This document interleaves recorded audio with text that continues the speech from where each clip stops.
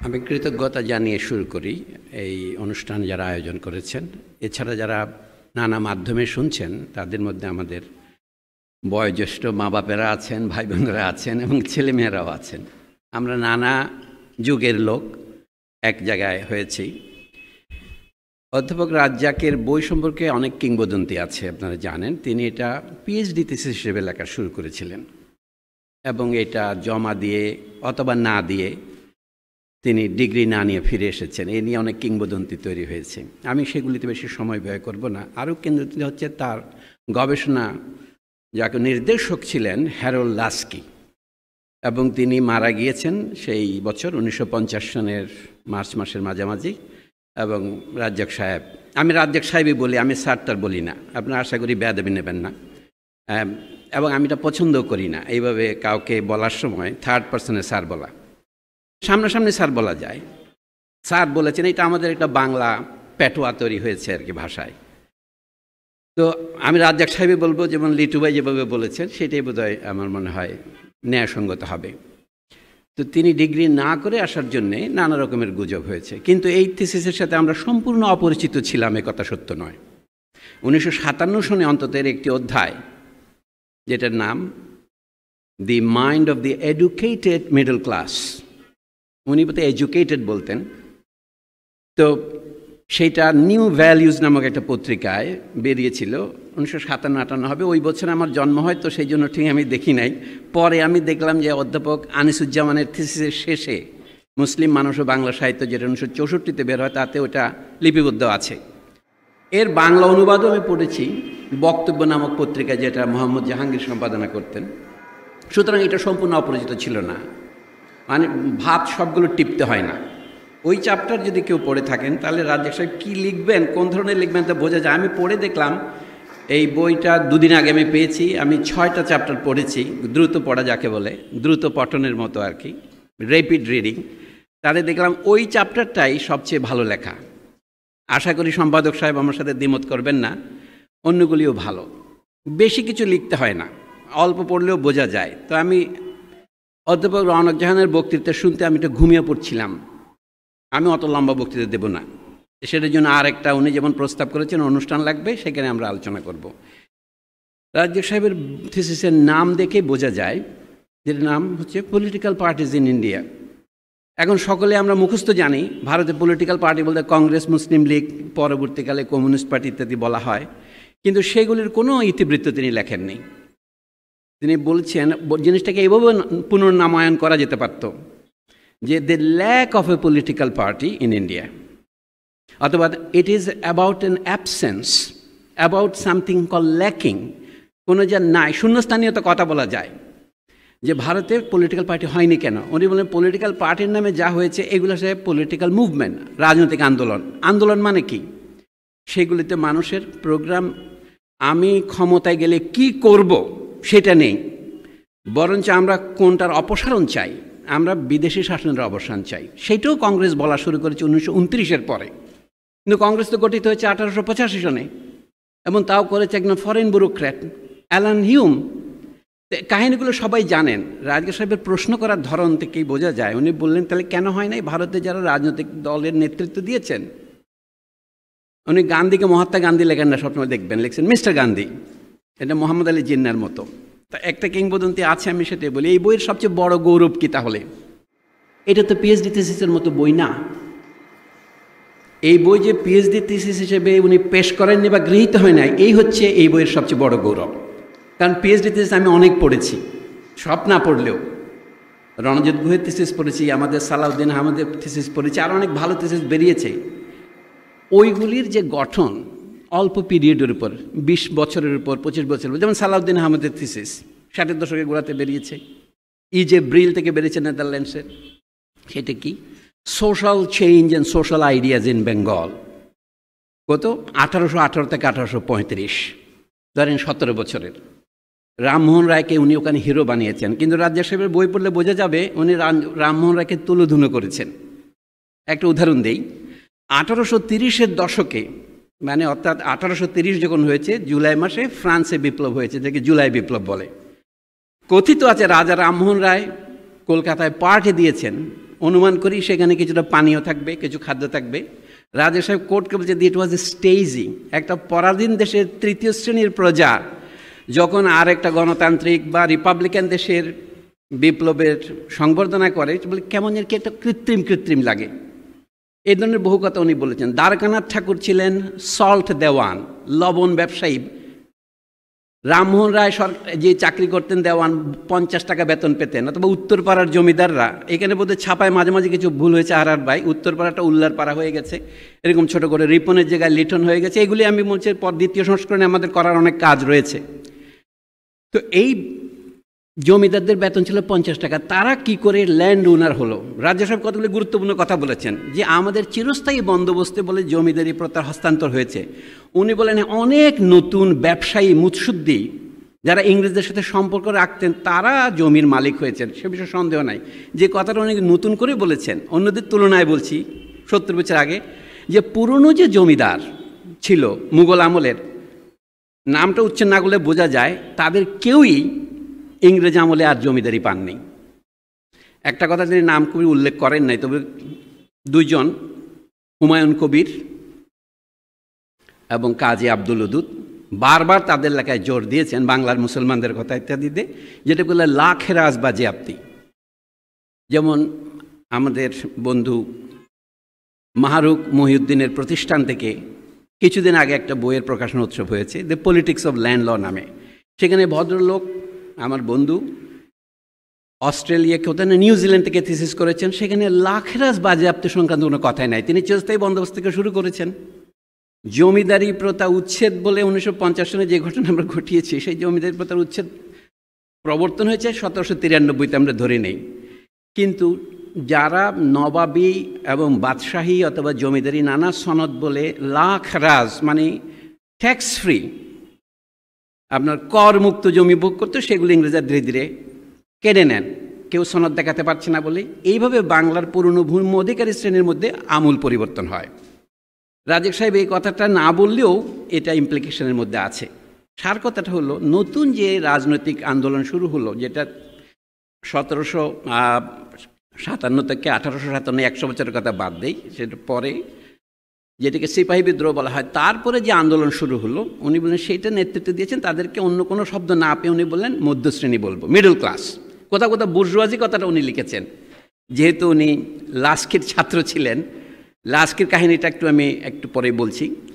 তো তারপরে তিনি দেখলেন কি অন্য দেশে মধ্যশ্রেণী বলতে যা বোঝায়, অর্থাৎ সর্বোচ্চ শ্রেণী আর সর্বনিম্ন শ্রেণীর মাঝামাঝি একটা শ্রেণী, ব্যবসা বাণিজ্য এবং জীবনের নানা রকমের বৃত্তিকে কেন্দ্র করে গড়ে ওঠে প্রফেশনাল ক্লাস, সেইভাবে ভারতেরটা হয়নি। এটা হয়েছে প্রথমত সরকারি চাকরির সূত্রে, সরকারি মানে কোম্পানির চাকরি, এবং পরবর্তীকালে আইন পেশা, যেমন আইসিএস হওয়াটা তাদের অনেক পরের ব্যাপার। এই শ্রেণীটাকে উনি নাম দিয়েছেন, তাদের একমাত্র মূলধন হচ্ছে লেখাপড়া, সোশ্যাল মোবিলিটির। সালাউদ্দিন সাহেব যেটাকে সোশ্যাল চেঞ্জ বলে বিরাট অকারণে লায়নাইজ করেছেন, আব্দুর রাজ্জাকের কাছে সেটা একটা ফুটনোট মাত্র। এই জন্য আমি এখন আমার বক্তৃতা যা বলবো ভেবেছি সেটাই বলি। এই বইটা এত বছর প্রকাশিত হয়নি কেন? এই যে নানা যুক্তি আমরা দিচ্ছি, আমাকে রাজ্জাক সাহেব এটা দিয়েছিলেন, আমি টাইপ করতে গিয়ে হারিয়ে গেছে, এগুলির আপা বলেছেন। আমি বলছি বাহ্য। রাজ্জাক সাহেবকে ঘিরে যারা ছিলেন, যাদেরকে তার বন্ধু বলতে পারেন, ছাত্র বলতে পারেন, তাদের পক্ষে এই বইয়ের বক্তব্য হজম করা সম্ভব ছিল না। কথিত আছে, এটা বোধহয় হামসাফা এই কিংবদন্তি চালু করেছেন যদ্যপি আমার গুরুতে। লাস্টকে তাকে জিজ্ঞাসা করেছেন, Razzaq, you have all the makeup of being a Nehru. Razzaq সাহেব নাকি উত্তরে বলেছিলেন, বলে I am happy to be a follower of Jinnah, I don't want to be a Nehru. এর মধ্যে তাদের মধ্যে যে বহাসটা আছে, রাজ্জাক সাহেবের এই রসিকতাটা সবসময় আছে। এখন আমি রওনা কাপার মতো চ্যাপ্টার বা চ্যাপ্টার সামারি না করে আপনাদের বলি, এই বইতে 8টা চ্যাপ্টার আছে। প্রথমটা তো প্রাথমিক একটা উনি ইন্ট্রোডাকশন লিখছেন। আমি সবিনয়ে রাজ্জাক সাহেবের পক্ষ নিয়েই বলছি, যদিও উনি আমাকে উকিল নিয়োগ করেননি। এই বইটা সম্পূর্ণ, মানে এখন অসম্পূর্ণ যেটা আছে, এখানে একটা বিবলিওগ্রাফি নেই, এখানে আপনারা যে একটা ইন্ডেক্স দিয়েছেন সেটা আরও সম্প্রসারিত করা যায়। আমি সেগুলির কথা বলছি না, কারণ বই লেখার পরেই ইন্ট্রোডাকশনটা লেখা হয়। 6 পৃষ্ঠার যে ইন্ট্রোডাকশনটা লিখেছেন, এইটা কনক্লুশনের চেয়েও ভালো। এখানে আর কিছু বলার নেই, আরও 10টা থিসিস লেখা যেতে পারে। কিন্তু যে কথা উনি বলছেন, কোন সময় বইটা লেখা হয়েছে এটা চিন্তা করুন আপনারা। আমি আপনাদের সাথে আলোচনা করতে বসতে চাচ্ছি। 1945 সনে রাজ্জাক সাহেব ঢাকা থেকেই গেছেন London school of economics and political science.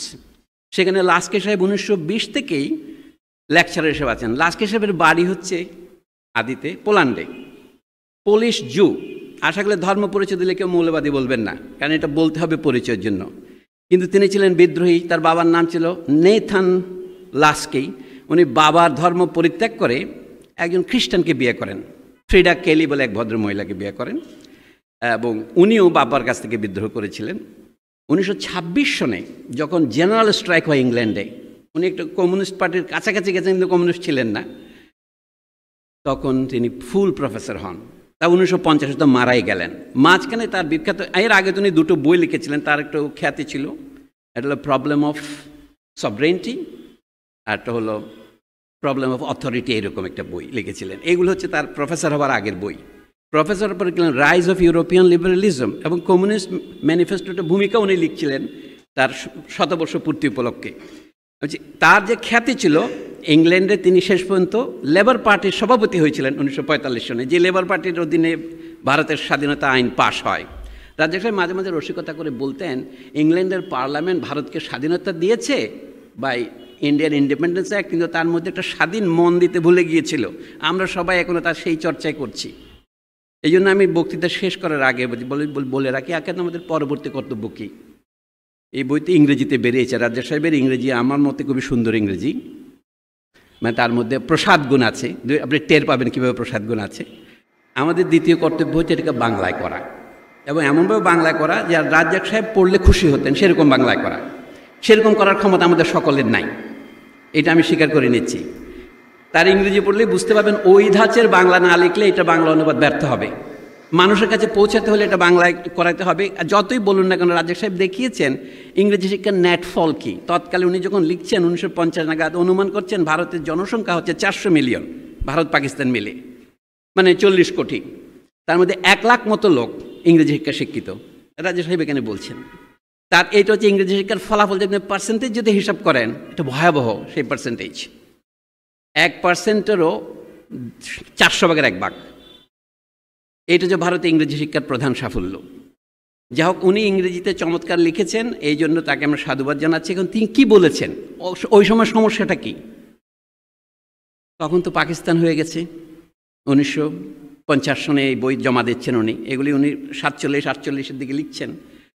তখন প্রশ্ন হয়েছিল, এই যে পাকিস্তান কন্ট্রোভার্সি, এই কথাটা মাত্র এক জায়গায় আছে এই বইতে, 116 পৃষ্ঠায় দেখবেন, অন্য কোথাও পাকিস্তানের নাম নাই।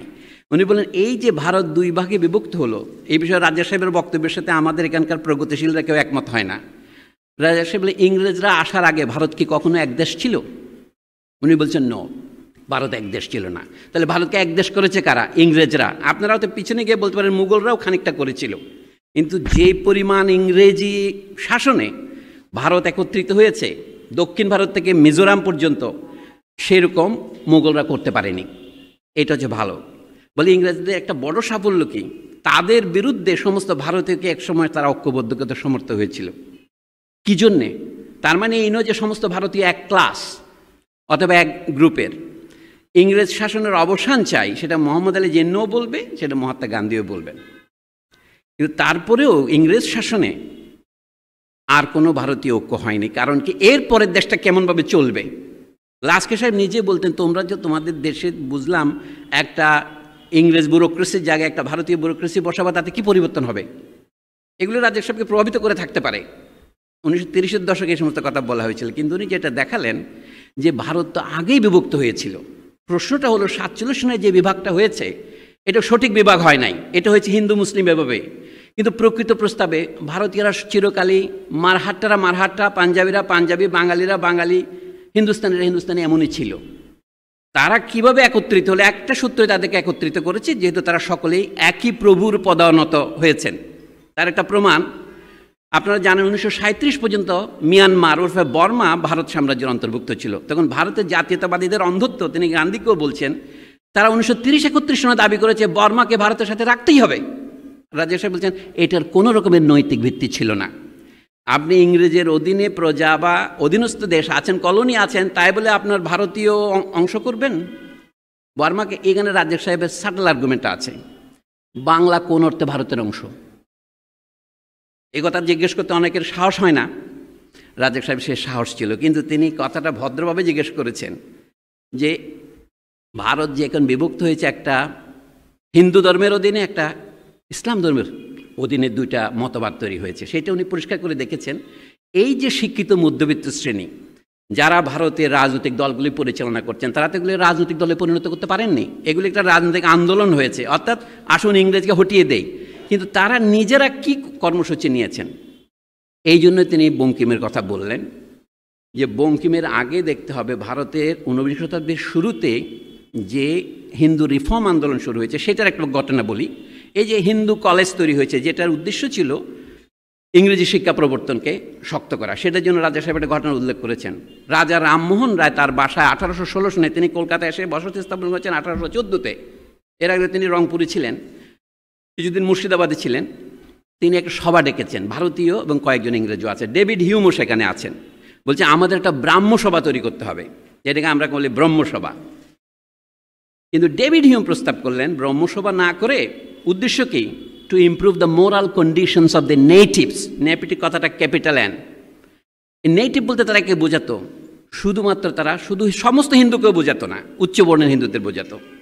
তখন ডেভিড হিউম প্রস্তাব করলেন সেটা না করে একটা ইংরেজি কলেজ তৈরি করা যায় না। ডেভিড তো তার স্কুল চালাইতেছিলেন, তিনি তো ঘড়ি মেরামত করতেন।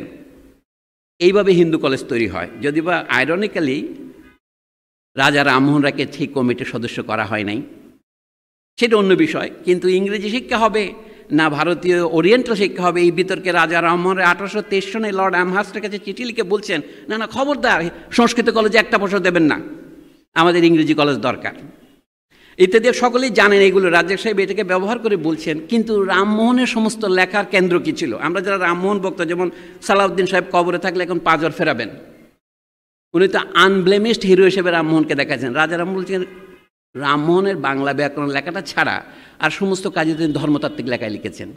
তাদের সমাজের অনেক উপকার হয়েছে, কিন্তু সেই সমাজ কোন সমাজ? ধরুন সতীদাহ প্রথা নিবারণে তিনি সাহায্য করেছেন, অথবা আরও পরে ঈশ্বরচন্দ্র বিদ্যাসাগর, যাকে রামমোহনের চেয়ে বেশি পছন্দ করতেন রাজ্জাক সাহেব, তিনি বিধবা বিবাহ প্রবর্তনের উদ্যোগ নিয়েছেন। উনি বলছেন এইগুলি সমাজের একটা অতি ক্ষুদ্র অংশকে প্রভাবিত করেছে, বাকি অংশ সম্পর্কে তারা ছিলেন নির্বিকার। এইটাই রণকাপা অনেকটা আমতা আমতা করে বলেছেন। সেটার কথা হচ্ছে 19 শতাব্দীর যে সংস্কার আন্দোলন, হিন্দু ধর্ম সংস্কার আন্দোলনের কথা বলি, তার মূল লক্ষ্য ছিল, উনি বলেন হিন্দু ধর্মের লোকদের সম্পর্কে চিন্তা করা। অন্য মানুষ যেখানে আছে, যে এই প্রজাদের উপর ভিত্তি করে তারা চলেন, সেই সম্পর্কে তারা তাদের কোনো বিরোধিতা করছেন না, কিন্তু সম্পূর্ণ নির্বিকার, ইনডিফারেন্ট। এটা ভবিষ্যতের জন্য অত্যন্ত দুঃসংবাদবাহী। সেটাই হয়েছে পরে। উনি বললেন 1870 পর্যন্ত ভারতে ছিল এই ধর্ম সংস্কার আন্দোলনেরই প্রাধান্য, যারা সবাই চিন্তা করতেন এইটাই চিন্তা করতেন। 70 থেকে 1900 সনের মধ্যে বলে বড় বড় চিন্তাবিদ কারা দেখুন, তখন যারা রামকৃষ্ণ, বিবেকানন্দ, কেশবচন্দ্র এবং অবশেষে Bankimchandra.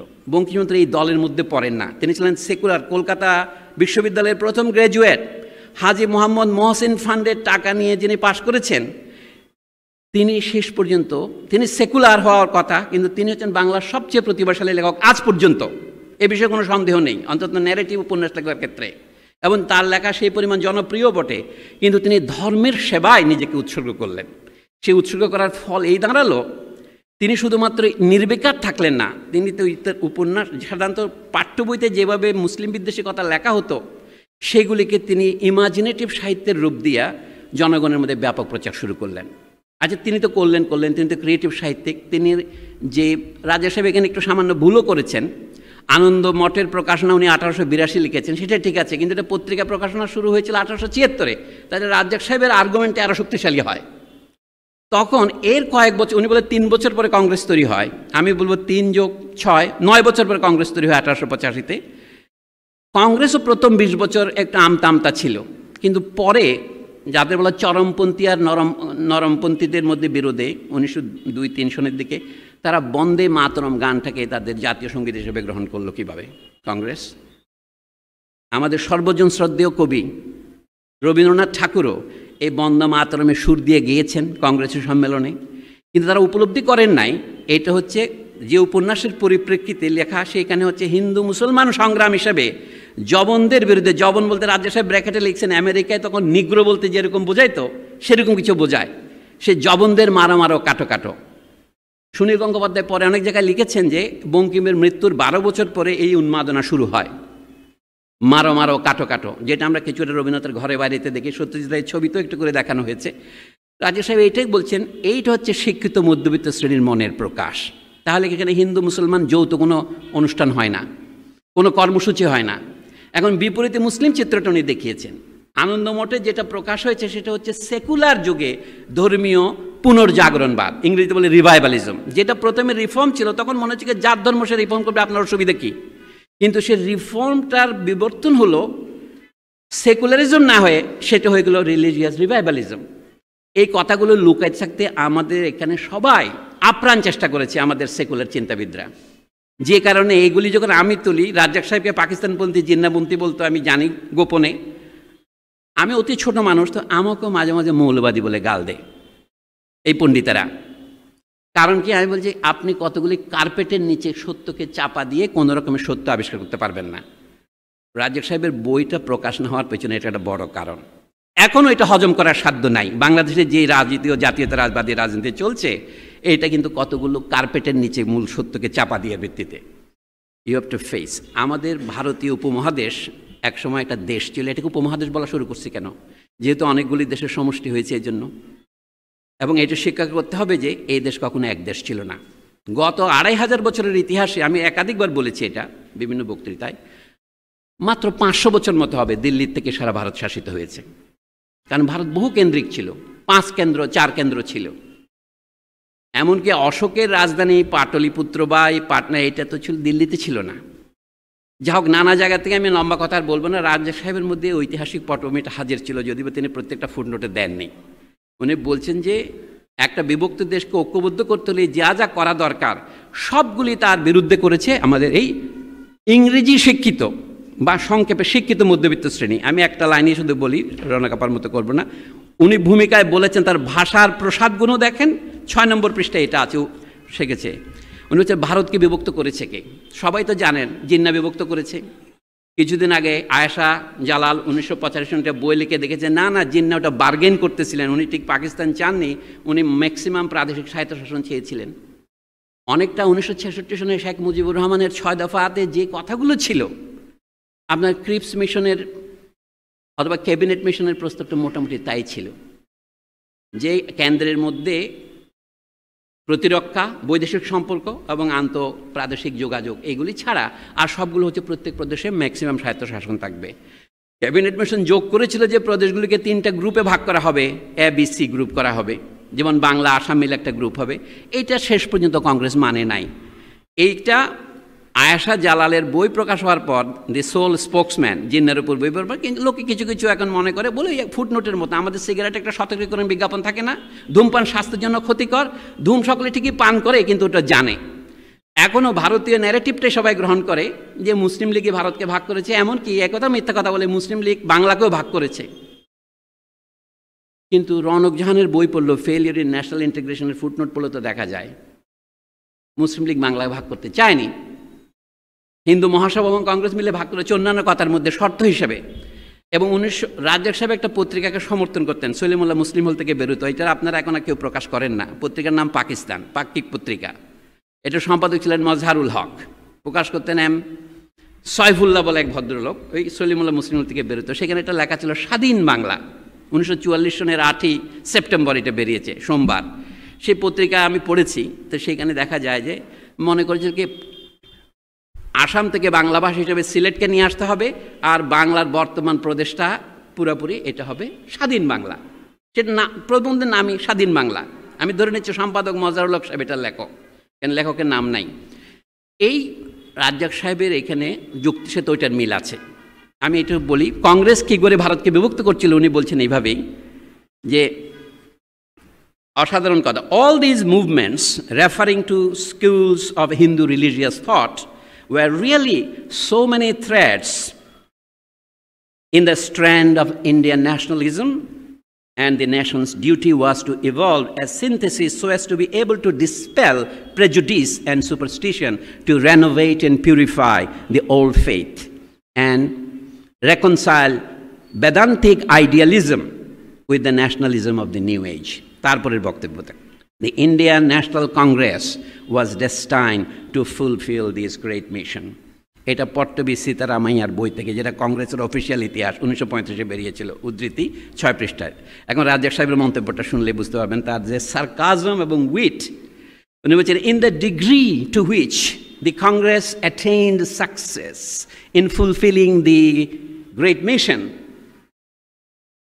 the Congress was by implication working hard for the division of India, notwithstanding the numerous protestations to the contrary.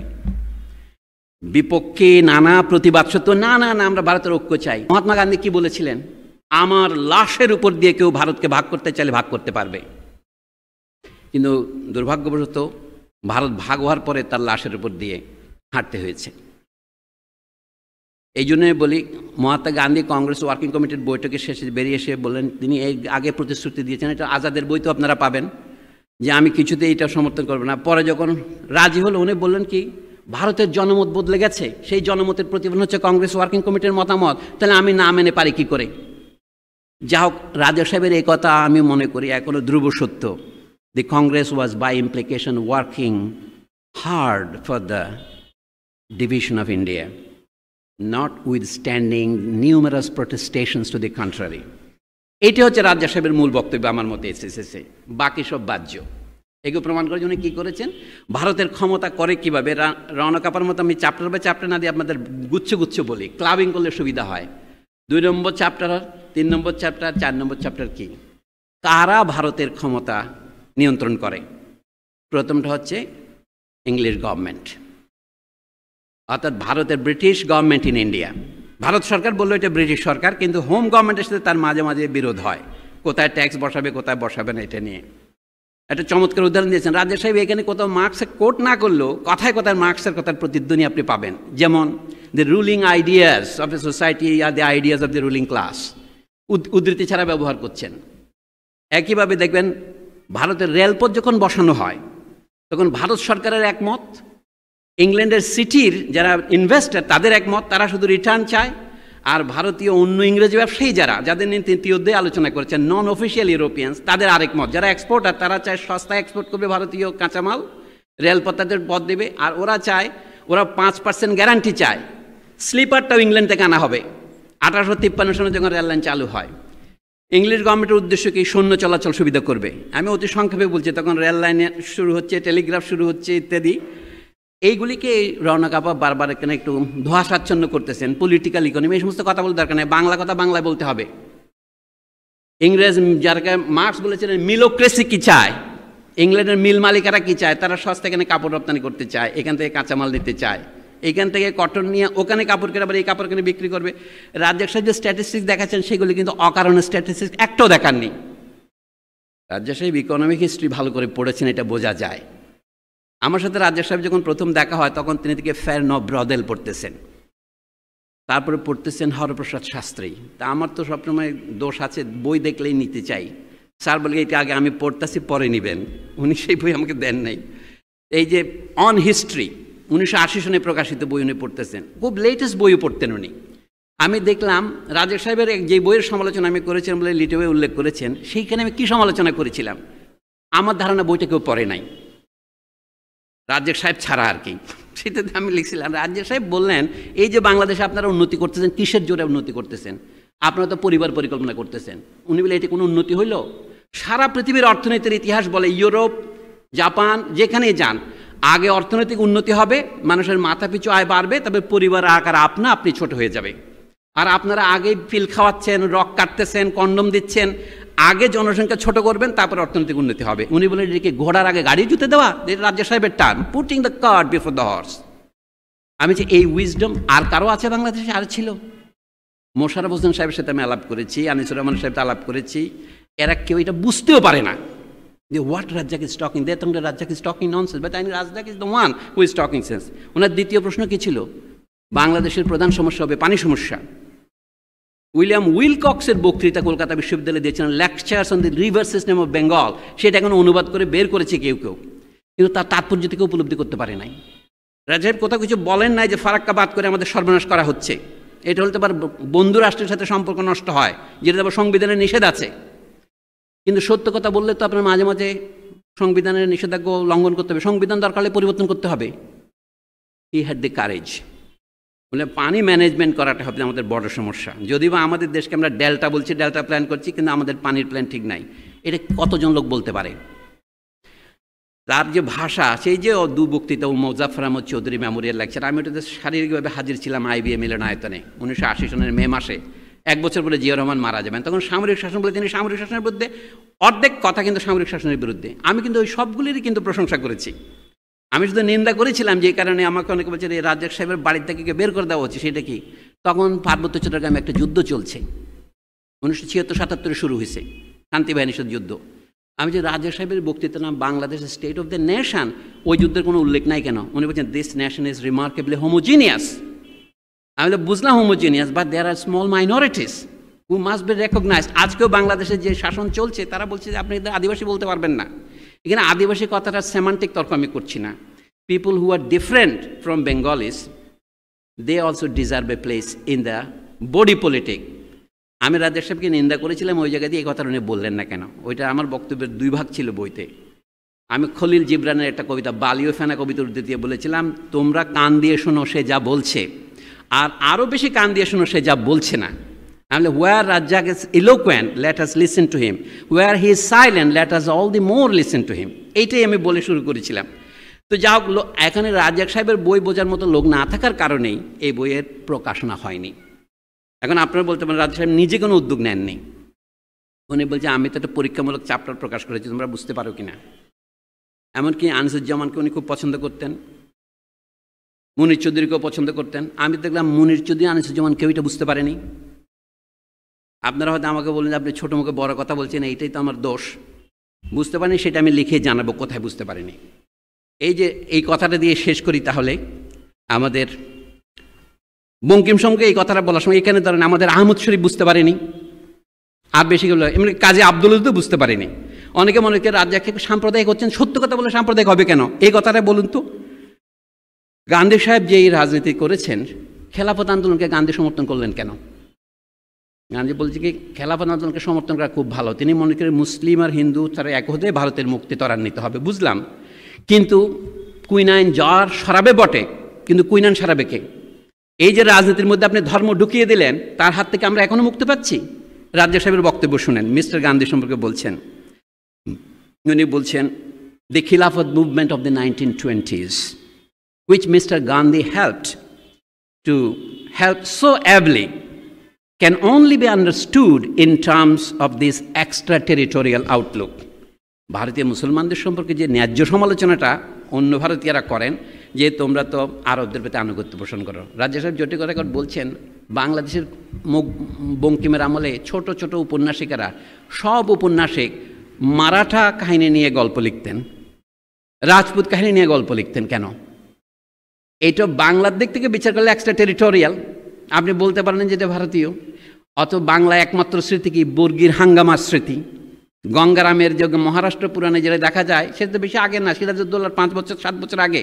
তো সেই দেশে হঠাৎ করে এরকম এই যে রাজস্থান স্তুতি কেন, টডের রাজস্থান কাহিনী কেন? এখন মুসলমানদের একই দোষ সম্পর্কে উনি বলছেন, how awfully mister Gandhi fail to understand the implications of the movement, the outlook on life on which it was based is clear from the expectations he based on the success of the movements.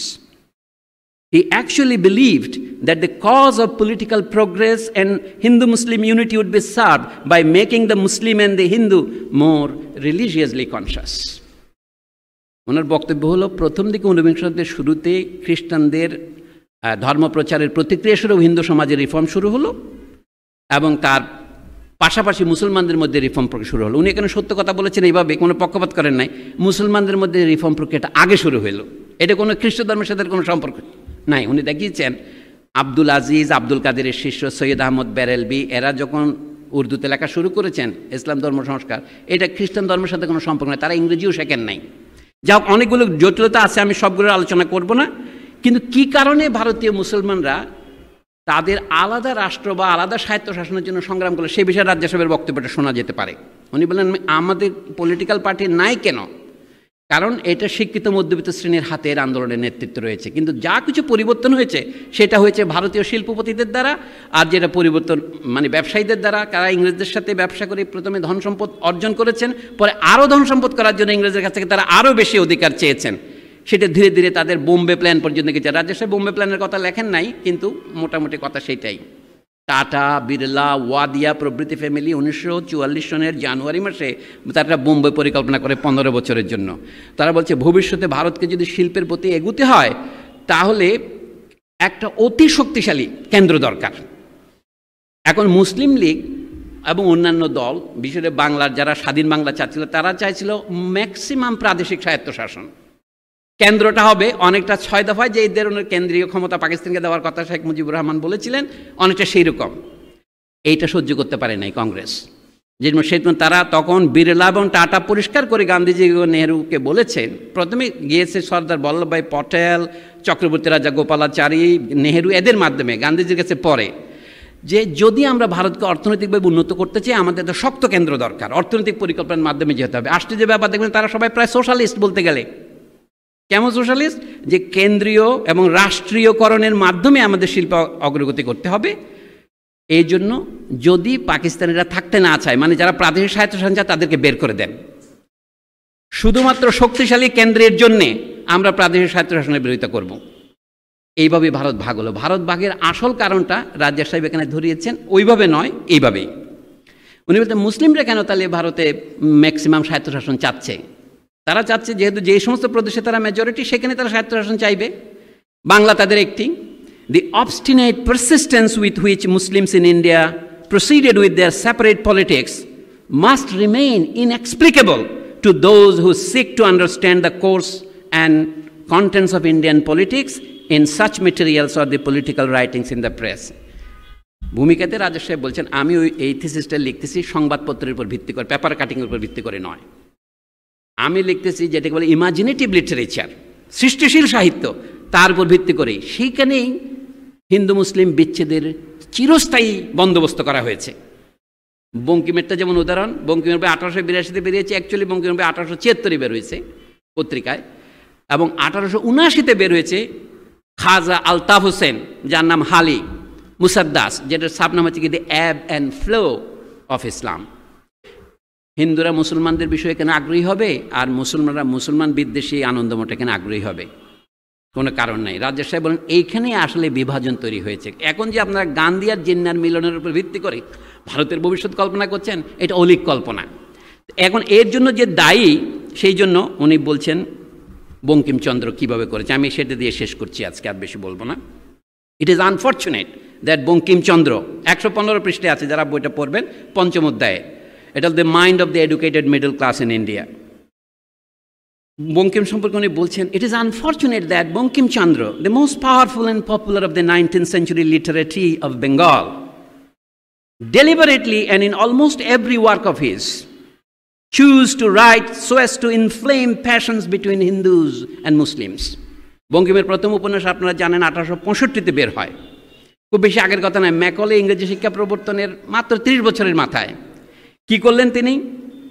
Since the publication of his first work in 1865, Bankim has remained the most widely read author in Bengal.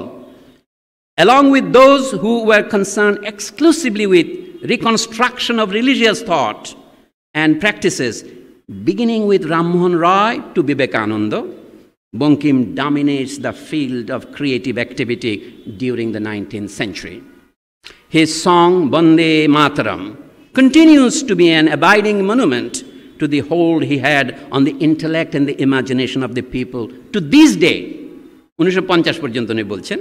This song occurs in his most widely read book, Ananda Mott. It is a piece of most impassioned writing on the theme of Hindu-Muslim struggle.